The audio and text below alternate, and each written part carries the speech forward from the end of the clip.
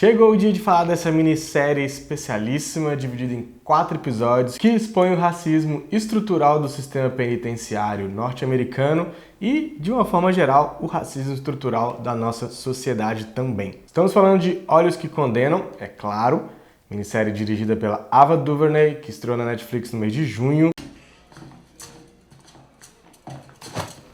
Olhos que Condenam conta a história real de 5 jovens que foram acusados injustamente.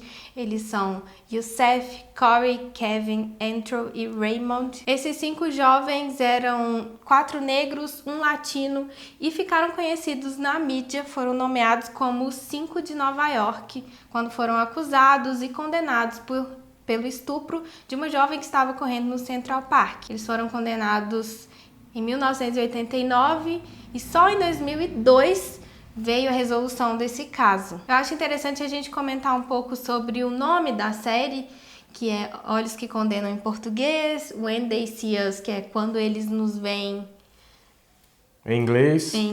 O início do projeto estava sendo chamado de Os 5 do Central Park, que era o nome que davam a eles, e foi muito acertada a decisão de mudar para o nome que é, né? Porque esse nome traz um estigma daquele crime, de tudo que eles passaram, do que eles foram nomeados pela imprensa, que é uma grande crítica da série, uma crítica social que a série faz. Então é super acertado. E eu achei interessante, a tradução não é literal em português. Também achei que a tradução ficou um nome bom, Olhos que Condenam, que no fim das contas, é isso. Que tipo de olhar que condenou esses garotos? De cara já sabe que vai enfrentar uma série que trata sobre estereótipos da população negra e aí tudo que envolve essa estereotipização. É um sistema que inteirinho é feito, e aí a Ava DuVernay também foi muito feliz na entrevista na Oprah, né, que tem um especial também na Netflix, quando ela diz que o sistema não está quebrado, ele não está... Nossa, meu Deus, aconteceu uma coisa aqui, agora as pessoas... Não, ele foi criado desde o início para ser desse jeito. É um sistema racista e nasceu racista. Ele nasceu, cresceu e se reproduziu racista. De fato, tratar como os 5 de Central Park só reforçaria esse estigma que a mídia adotou, e aí é uma coisa que a mídia tem de uma forma geral, né? A gente, como jornalista, é algo pra gente ficar sempre pensando mesmo, né? Com essa mania de dar nome às coisas, de querer sempre categorizar. E aí, são os 5 do Central Park. É aqueles 5 negros que cometeram aquele crime e tal, aquilo passa como verdade e ninguém se aproxima mais, ninguém se aprofunda mais para ver o que aconteceu de fato, né? É muito legal analisar a parte de mídia, fazer uma análise do discurso da mídia e a análise da mídia em si em Olhos que Condenam, porque a gente está passando por um momento de grande difusão de notícias falsas, de meias-verdades, de gente que só lê o título e acha que o que está no título é o resto de tudo, né? É o resto da matéria, de uma reportagem. E neste momento muito delicado que a gente está passando, inclusive de pessoas que negam que nós vivamos numa sociedade racista,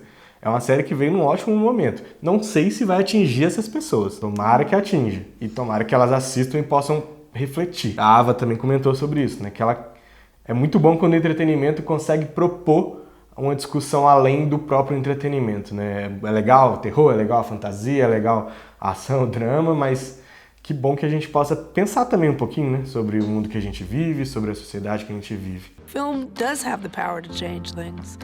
And as it relates to the prison industrial complex, as it relates to the criminal justice system, and all of the insidious behaviors that are within it, if we keep talking about it, if we keep telling and showing and sharing these stories, I believe that we get to a place where people will be intolerant of what is happening and demand change. A construção da série é muito interessante em vários sentidos. Primeiro porque houve um processo de conversa com os atores reais da história, com quem viveu realmente a história, não só os 5 jovens que foram presos, mas com a família deles. Teve um processo de pesquisa muito interessante, muito bem construído, que depois as próprias pessoas que viveram disseram que estava fiel, menos as pessoas que foram acusadas de cometer muitas injustiças e que também não conversaram, não quiseram se abrir e sentar com a direção e o roteiro da série. Outra questão que eu acho muito interessante é como a série tem a capacidade de nos fazer sentir, do ponto daquele último episódio que é mais focado no Corey, nos fazer sentir calor junto com ele, de estar naquela cela sem ar-condicionado, sentir aquele abafamento, aquela aflição. A gente sente realmente muita revolta, e um sentimento que eu acho muito interessante é uma esperança de que mesmo a gente sabendo o final da história, a gente fica desesperado, querendo até fazer alguma coisa. Meu Deus, alguém precisa fazer alguma coisa. Tá na cara que foi um processo totalmente viciado, um processo totalmente errado. Não pode ser, não vai ser assim. E eu acho que tudo isso a Ava DuVernay consegue com um contato muito grande. A gente vê as fotos de bastidores dela na produção, ela com os atores super perto, o contato que ela teve para escrever o roteiro com os 5 homens envolvidos principalmente nessa história. It's very important to have people of color and females represented behind the camera because there's a whole army of technicians and artists behind the scenes that also contribute to creating that image. Um ponto interessante e importante da gente ressaltar é que houve uma escolha de contar a história dos 5 separadamente. A gente tem a história familiar de cada um, cada característica, cada um tem a sua particularidade. Isso foi muito bem abordado na história. Principalmente quando a gente vê, e a gente começou o vídeo falando sobre isso, sobre como a mídia foi homogeneizadora com eles. Colocou todo mundo ali no mesmo balaio, e foi desse jeito que a situação começou, porque foram pegando aleatoriamente jovens que eram das características apontadas por nem sei quem, mas até me perdi quem que foi que teve essa ideia. E aí contar a história dessa maneira é humanizar muito esses jovens, esses homens que foram desumanizados muito cedo. E é muito importante contar também a história da família. Isso é algo que toca demais. Quem que ficou de fora sofrendo, lutando, na maioria dos casos a gente vê as mães sofrendo muito, indo atrás de tentar solucionar. Maybe you had to defend yourself. But in the end, you have the same heart. You gotta carry that with you, are you okay? Outra questão abordada pela série é a ressocialização desses jovens homens que saem da cadeia depois de passar a juventude, passar vários anos com um histórico criminal, ainda na condicional e tendo que reconstruir a vida. Na verdade, eles não tiveram oportunidade nem de construir a vida. O Raymond falou uma coisa muito interessante quando a Oprah perguntar o que vocês tinham de sonho na época que vocês foram condenados. E aí ele fala, eu não tinha um sonho, assim, eu não ficava imaginando o futuro. Eu tinha 14 anos, eu queria curtir a adolescência, eu queria ser só um adolescente normal. Eles não tiveram nem essa oportunidade de chegar no momento de planejar a vida. Foi interrompido e retomado anos depois, quer dizer, deixaram de passar por um processo de amadurecimento, né? A juventude foi perdida praticamente. Eu achei mais interessante ainda de ver o Antron porque ele guarda mesmo rancor. Ele diz claramente que ele odeia todo mundo ainda, que ele não vê muita esperança para o futuro. Ele achou bacana a série, que tenham feito, né, mostrado a história deles, sob o ponto de vista deles, como se ele tivesse perdido mesmo, o que faz dele um ser humano, né? E culpa de um sistema completamente embrutecedor e racista. É um tanto curioso e bastante triste relacionar o que aconteceu naquela época com o que ainda acontece hoje em dia. Tanto na questão da justiça, do sistema prisional, que parece não ter mudado muito.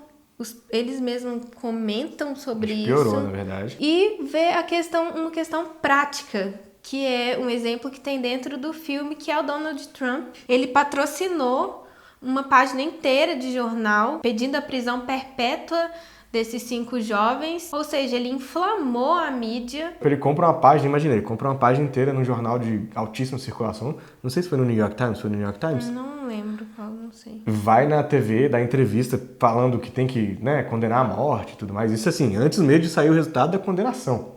Ele já estava aquela velha condenação a priori, né? Então os caras têm que... Não é todo mundo é inocente até que se prove ao contrário. Todo mundo é culpado e tem que provar que é inocente. Todo mundo não, né? Principalmente, neste caso, esses 5 jovens negros. É muito louco pensar como que a mídia anda lado a lado, né? Porque faz parte desse sistema também, né?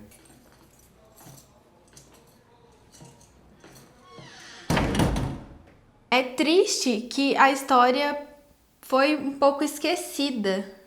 Ficou em torno da família, de quem conhecia. Tanto que pessoas envolvidas como a própria Linda Fasten, que era a promotora. Depois dessa história, continuou por muitos anos na justiça, lançou diversos livros e essa mulher foi punida.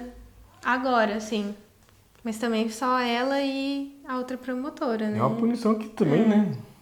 O que aconteceu com ela? A editora dela abandonou ela, né? Rescindiu o contrato, não vai mais publicar. Ela pediu Daqui a pouco ela arruma afastamento, outra, né? Provavelmente vai ter uma editora racista pra abrigar ela. Saiu de algumas ONGs que ela era conselheira, coisas desse tipo, mas assim... Qual que é a punição de fato? Nenhuma. A outra promotora, Elizabeth Lederer, perdeu o cargo. Na verdade, ela foi convidada a se retirar, né?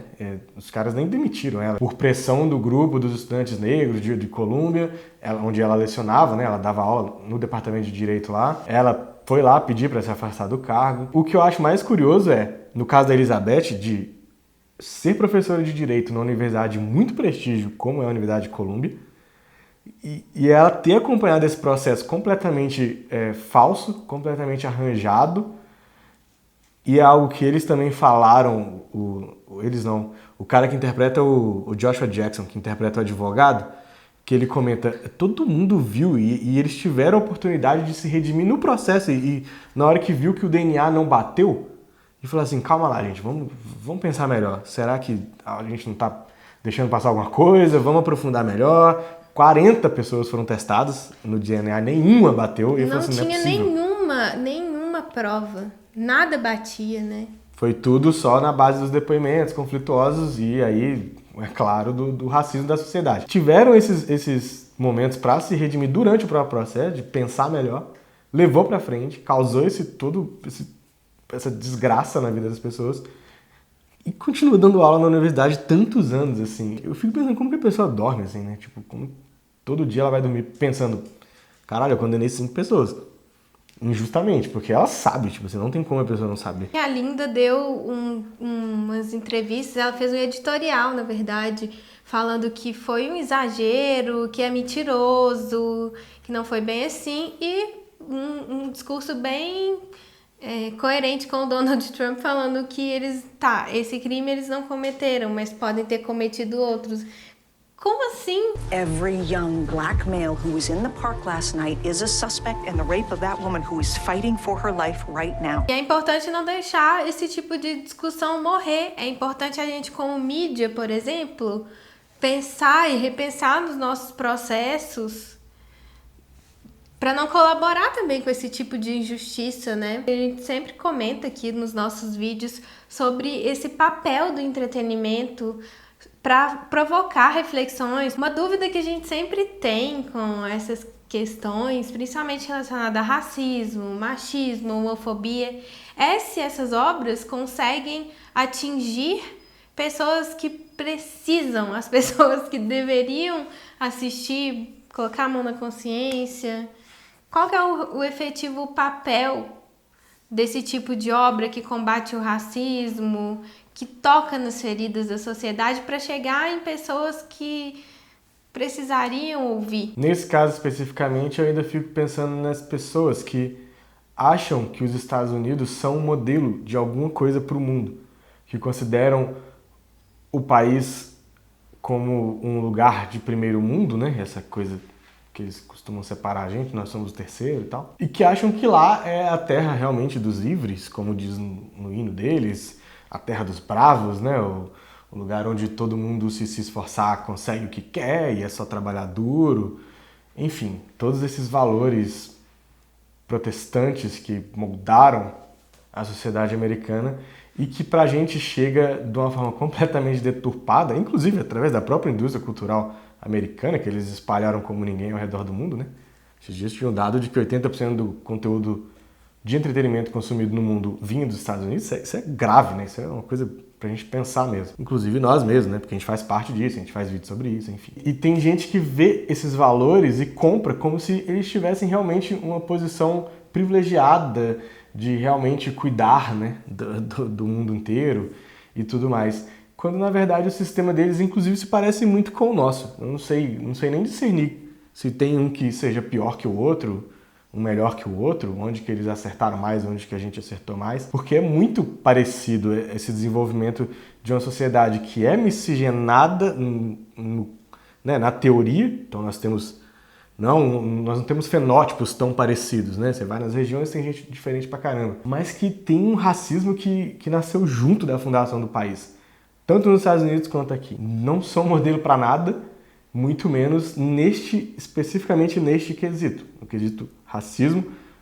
é tão ruim quanto a gente. E quando nós passamos por processos como a gente está passando agora, tanto nos Estados Unidos quanto aqui, de ter líderes que adotam um discurso claramente racista, claramente preconceituoso, claramente xenófobo, como é o caso dos dois, do Bolsonaro aqui e do Trump lá, essas coisas tendem a piorar. E o estrago costuma demorar a cicatrizar, se é que ele cicatriza algum dia, né? Nós tivemos inúmeros exemplos de racismo institucionalizado, mais do que estrutural, quando, né, uma política de Estado, de fato, ela é racista, de segregar as pessoas pela sua etnia, pela sua raça, pela sua cor. Quando a gente tem as pessoas que encampam essa ideia, estão no poder, tende a piorar muito, mas muito, muito, muito mesmo, né? Que é o que a gente está vivendo aqui agora, inclusive, né?